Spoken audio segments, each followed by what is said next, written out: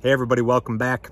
I'm doing a little bit of driving here this evening. I'm in Illinois on my way up to the Quad Cities for a speech tomorrow. So I've been doing a lot of traveling here as of late. Have a lot more traveling between now and say mid-August or so.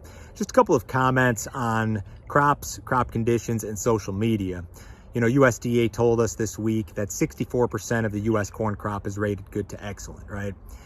On social media, you would never know that. Social media gives the vast majority of its attention to maybe the 10 or 20% of the crop that's in the worst conditions.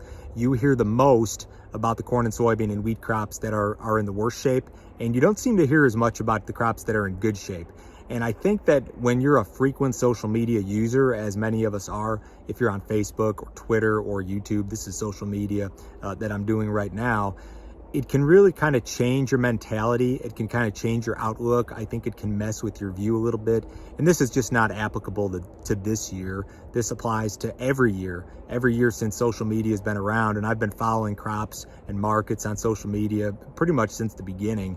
So just be aware that when you're looking at somebody talk about crop conditions on social media, when you're looking at somebody post pictures of crops on social media, just keep in mind that that 10 or 20% of the crop that's probably the worst is getting 80 to 90% of the attention.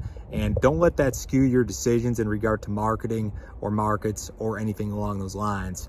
Everyone have a nice evening. I'm going to get back on the road. We'll talk to you a little bit later.